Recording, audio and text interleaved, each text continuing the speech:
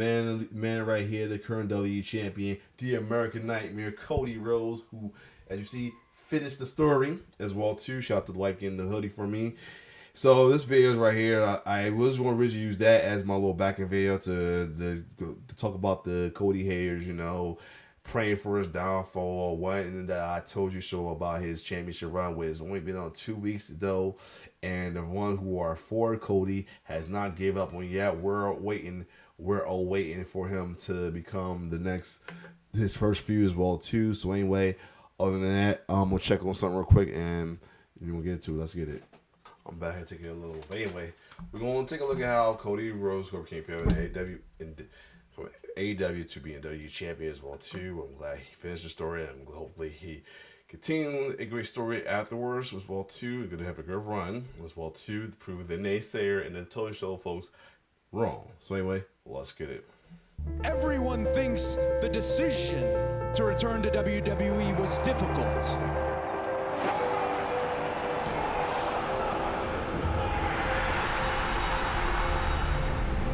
It was not.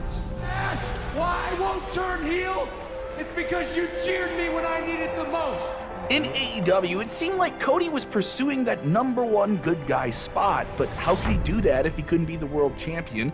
And the AEW fan base had already chosen some of their favorites at the time, like Adam Hangman Page, to be a much more relatable character, someone they found more likable. And Cody felt like someone who, just as an executive, put himself in that position, even if he wasn't putting himself in that position. A fundamental understanding you need to know is that the AEW crowd and the WWE crowd are different, but a lot of the same. I have said that as well too. Hold on.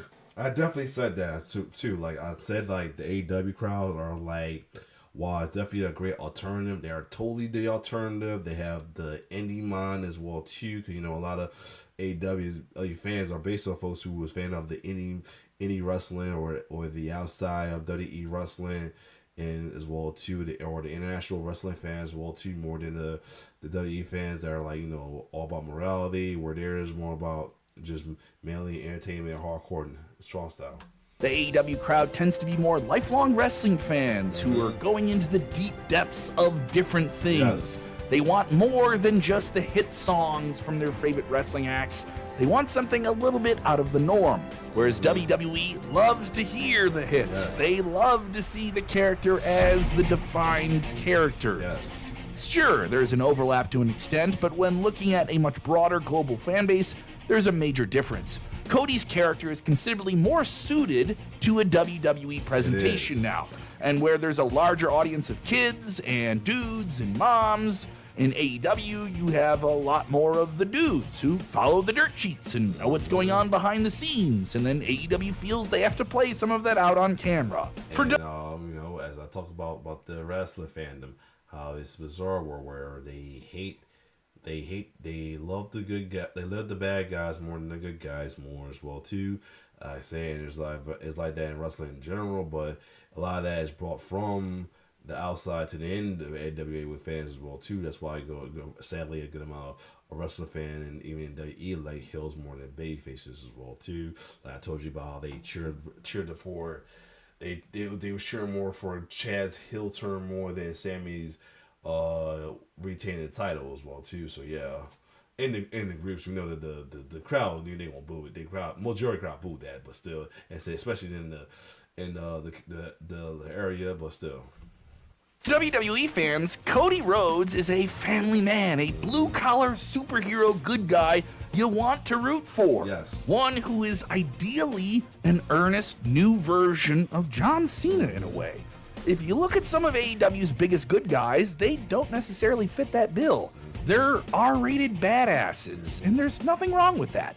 Think Hangman Page, Eddie Kingston, John Moxley, Darby Allin.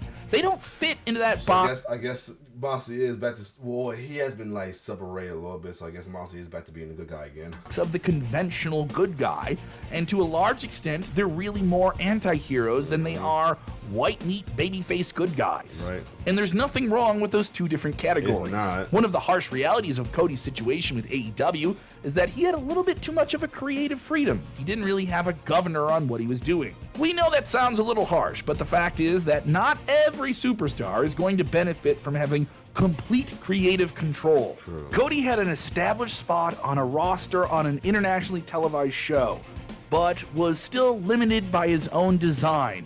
Rhodes was still confident in all of this. In all of this upheaval, he remained a reliably fantastic performer on the way out. He did it a classy way. He went to war with Sammy Guevara over the TNT Championship in a ladder match. In the build around that fight, he cut a promo that may be one of the best that AEW has ever presented, if not the most underrated. With the fans still resenting them, he reminded them and all of his detractors of his role in making All Elite the game changer that it became, setting the record straight, at least the way he saw it. He reflected on this exit interview promo, as it's since been called, in an interview in 2023 with Sam Roberts, saying, "I look at it now and I call it the exit interview. And I think maybe selfishly, egotistically, maybe I wanted to remind them, hey, I appreciate that the company's changed, I do. Please know, though, there is no company had these things hadn't happened. Now other stuff had to happen. Jericho had to do this stuff. The Bucks had to do their stuff. Kenny had to do his. Mox had to do his. He's a big part of it too. I don't give him enough credit, but I just wanted them to know." And boy, did he let them know. Cody knew he had to leave and return to WWE to fully cement his legacy within the industry. And only a few years later, that decision paid off in a way that maybe he would not have imagined at the time. The question is this: now that he has finished the story in WWE, building to a new one, what is the next chapter of his story going to bring? Will WWE fans get tired of him being the good guy, the Captain America of WWE, and turn on him too? Is that simply just a natural occurrence within the cycle of wrestling content? And will he refuse to turn bad this time? The circumstances are considerably different from his AEW days, but only time will tell. And let's remind you that Cody Rhodes knows how to play the bad guy. He can be dashing once again if need be. One thing is for sure, the next chapter of Cody Rhodes' career is going to be an extremely interesting one to follow. What do you think? Let us know in the comments below. Thanks for watching. Indeed.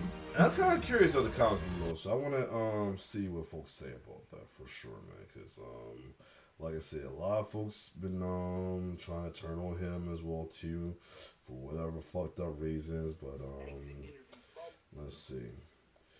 The man wanted Cody Rhodes back in WWE is a bad decision. The number one reason Cody failed at WWE, Cody was himself. The reason why he was constantly booed, it wasn't due to sound glitch, and not at all. He didn't book him right. Exactly. Plain simply, if you're exactly your role, you shouldn't be putting yourself over. Okay, that's logical. He wouldn't turn heel because he wouldn't turn because we cheered him when he needed it, but when he turned heel, people want to. But will he turn? I hope it's not the case, man. For real. Is it, did he fail it or did he do the right thing by not putting himself over? That's the truth. That's a good little question right there as well too. And two, they still thinking he's more Homelander than Captain America as well too. So yeah, anyway, everything AEW wasn't having the manufactured babyface crap.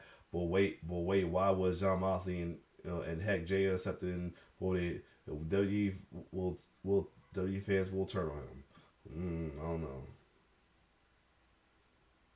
Yeah, somebody say he needs adversity. I'm not a fan of. I'm not. Then if not, the fans are definitely gonna turn if he needs adversity. So yeah, they say that's why a lot of people want him to drop it soon. So you have the adversity to cheer him on, which it means not really needed. But if he must have a multiple type of championship, at least make it to SummerSlam before dropping in, then regain it at the next review afterwards. Who knows? Other than that, if you like more reaction, like, share, subscribe to the YouTube channel. What do you think as well too? What's going on with Cody Rhodes? It's your boy T-Bird signing off. One love.